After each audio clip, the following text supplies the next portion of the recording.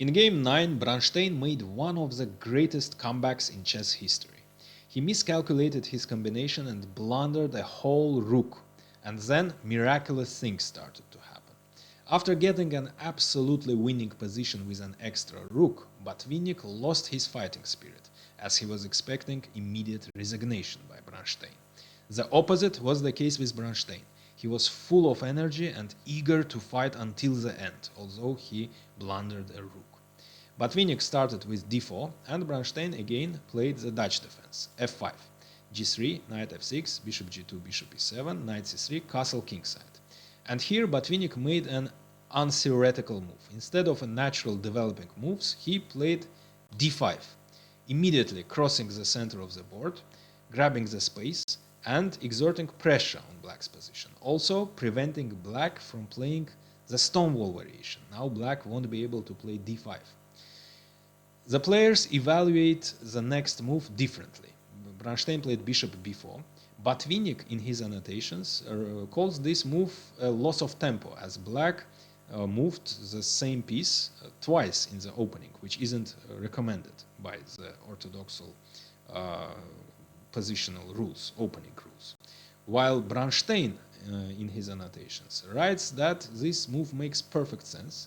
Before playing d6, he activated the bishop, because if the bishop was still on e7, after black played d6, it would be passive, it would be limited by its own pawn. So before playing d6, he activated the bishop.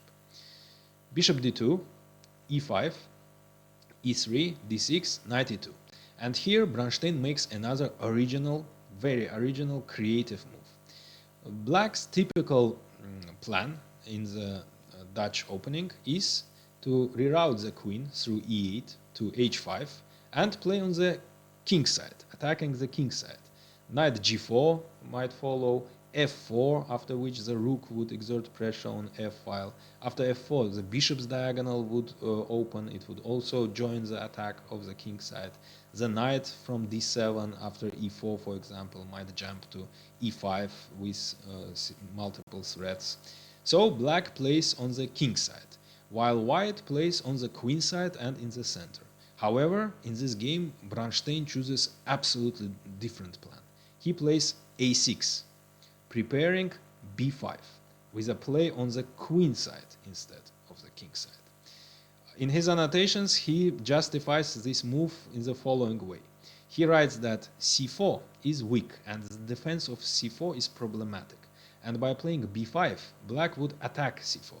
And the c4 pawn would most probably disappear. Either white would capture on b5 or black would capture on c4. In both cases, c4 would disappear, but c4 was defending d5, and after disappearance of c4, d5 would be weak and its defense would be problematic. So besides that, besides preparing the active play on the queen side, a6 also vacated a7 square for the bishop. So Bronstein wants to retain his bishop. So if white attacks the bishop, it can always, after knight a4 or b4, it can always retreat to a7. Queen c2, queen e8. At first sight, queen is heading to h5. However, it's not the case. The queen also took under control b5 square, and it is supporting b5 from e8. And here Botvinnik makes a strange move, f3. It takes under control g4 and e4, but as Botvinnik himself admits in his annotations, this move has serious drawbacks. It weakens e3 pawn, and it reduces the activity of g2 bishop, as now the bishop is limited by its own pawn on f3. And Bronstein immediately starts the attack on the queen side, b5. In this position, black is already better. Black is more active. Queen b3, attacking the bishop, bishop c5, and c takes b. In this position, Bronstein, just by capturing on b5, could have retained his advantage. Just a takes b. And now, if queen takes b5, then black can either exchange the queens and immediately get back the pawn, defending c7, or even better, avoid the exchange of queens and play knight d7. And the pawn is sacrificed. However, black has great compensation. Black is much more active. Black can, with tempo, develop the bishop, for example, attacking the queen, or the rook, again with tempo, attacking the queen and b2. Black can also play knight b6, attacking d5 several times, so defense of d5 would be problematic. So black would be better in this variation. Or if instead of queen takes b5, knight takes b5, then again black would be better. Queen f7, attacking d5 immediately for the second time. And now if e4, defending the pawn, that would be a bad move, because f takes e, and knight g4. And it turns out that f2 is catastrophically weak. Or if instead of e4, if knight c3, defending the pawn with a knight, then again knight d7, and for example if castle kingside, then knight b6, attacking d5 for the third time. Or if instead of knight c3, f4, defending the pawn with a bishop, then just e4, closing the bishop's diagonal and renewing the threat. So in all of these variations, black would be better. But instead of a takes b, Bronstein had in mind a combination, a wrong combination that doesn't work, as you will see. Bishop d7, he sacrifices the pawn, and if white accepts the sacrifice and captures on a6, black would be better. Just after knight takes a6, as in the previous variations, black has serious compensation for the pawn. Great activity, while white pieces are very passive, black pieces are much more active, and the defense of d5 would be also problematic. That's why Botvinnik didn't capture on a6 and made a stronger move instead. Knight a4, attacking the bishop. And here Bronstein had his last chance to keep his advantage. He should have played a takes b again. And after knight takes c5, d takes c5, although white has a pair of bishops, these bishops are passive, and the knight is passive, and white pieces are squeezed on the first three ranks and are extremely passive, while black has a great space advantage. All these black pawns are very active, controlling very important central squares on white's territory. Black pieces are more active. Black can choose. Black can either play on the queen side or on the king side or on both, while white doesn't have any active plan. So in this position, black would be much better. Instead of this, again, Bronstein avoids this, as he has in his mind the same combination, which was very beautiful in case it worked, but it didn't work. So he plays, as the bishop is under attack, he retains the bishop and plays bishop a7. And here comes Botvinnik's move. Again, the comments on this move are absolutely different, opposing comments. Botvinnik writes that Bronstein didn't see his next move, b6, but Bronstein didn't anticipate this move, as this move is actually very strong, as after b6, white is leaving the knight under attack, because both the bishop and the queen are attacking the knight, and black will capture the knight with tempo, attacking the queen. While Bronstein writes that it was impossible that he could have missed such a simple move as b6, and he missed in the next moves. He miscalculated next moves. So he saw all these moves, this move and Botvinnik's next move, but miscalculated later in the game. So Bronstein captures on a4, and now we can see instead of bishop takes a4, it would be better just to capture on b6 and agree to a position without a pawn. After knight takes b6, bishop takes b6, queen takes b6, knight d5, queen d6, white has an extra pawn, and black doesn't have enough compensation. However, it would be better for black than what happened in the game. So b6, bishop takes a4, b7.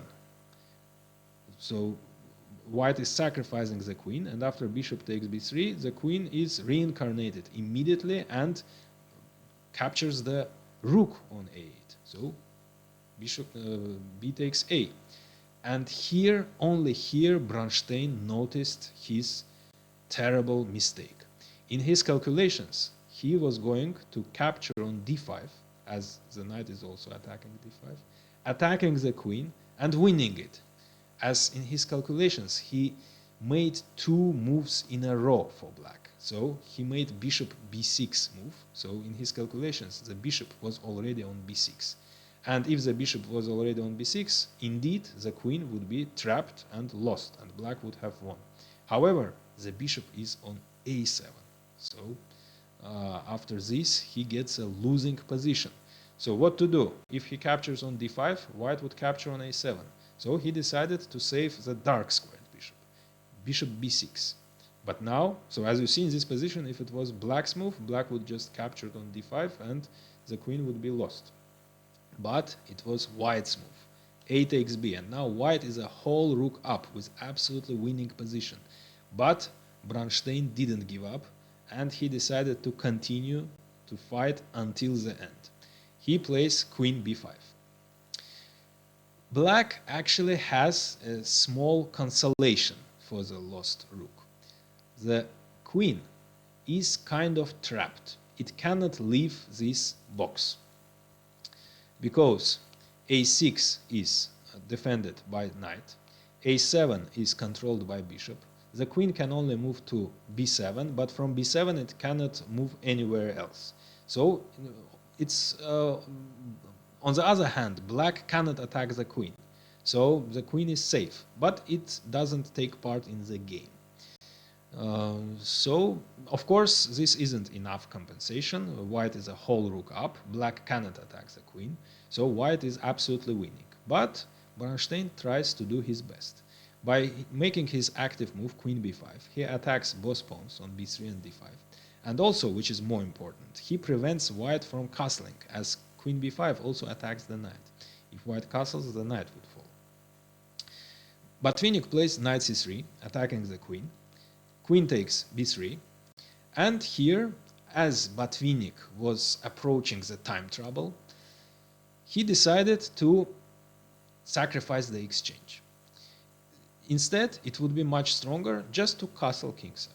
And, for example, if queen takes b2, attacking the bishop, then just simple rook a2, attacking the queen and defending the bishop. After queen b3, rook b1, developing the rook with tempo. Queen c4, bishop f1, again developing the bishop with tempo, attacking the queen. White is a rook up and the pieces are active. But Botvinnik didn't have time to calculate all this. Instead, he decided just to give away the exchange, as he's a whole rook up, and solve his main problem, the queen problem. So he just captured on a6. Rook takes a6. Knight takes a6. Queen takes a6. Now the queen has left this box. And white is still winning. White's position is absolutely winning. But now the advantage isn't as great as it was. And also, after this, d5 falls. So Bronstein captures the pawn on d5 now. And here Botvinnik makes another mistake. Instead of just capturing on d5, and after queen takes d5, king e2, and the only activity black has is f4 for counterplay, queen d3. So consolidating the position, the queen has returned to the defense, and white is just winning. In this position, black doesn't have anything. Instead of this, after knight takes d5, Botvinnik plays queen a4. So this is again a mistake. He forces the exchange of queens. So Botvinnik just wanted to exchange as many pieces as quickly as possible, and he thought that he can win just by simplifying. However, he gradually, with each of these simplifying moves, he loses step by step. He loses gradually all his advantage. So queen a4, queens are exchanged. However, now e3 falls. So bishop takes e3. Bishop f1. Probably Botvinnik relied on this move. Now bishop c4 is threatened, pinning the knight. But Bronstein finds a very strong move now. As white isn't developed, the rook isn't playing on h1, and the king both of them are on the first rank, Bronstein finds a tactical chance. Rook a8, activating the rook, attacking the knight.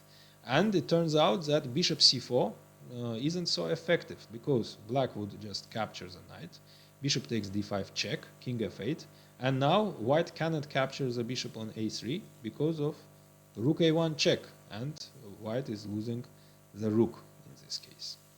That's why after rook a8, Botvinnik played b3, defending the knight. Now bishop takes d2, king takes d2. As you see already, for a piece, Bronstein has two pawns. White is still better, but now both players are in time trouble, and Botvinnik makes more inaccuracies. So now bishop c4 is still threatened. That's why king f8, moving away from this diagonal. Bishop d3, attacking f5, g6, defending it. Rook c1, activating the rook finally. Rook b8, attacking b3. Knight c3, now black cannot capture on b3 because the knight would fall, of course. That's why knight b4. Bishop e2, retaining the bishop. Rook a8, knight a4, closing the rook's line, and also attacking c7. That's why c6. Now knight is defending c6. Rook c4, activating the rook, attacking the knight. Knight cannot retreat because c6 would fall. That's why rook b8, defending the knight. Bishop d1, so this is inaccuracy. King e7, rook h4, attacking h7, h5, knight b2, d5. So black pawns gradually advance, and we can see already that these pawns are very dangerous and active. g4, h takes g, f takes g, f4. So now black has three connected passed pawns in the center. And this is enough compensation for the piece. And black actually gets the initiative now. Now even black is slightly better in this position. g5, rook f8, supporting the pawn and threatening to move, to advance.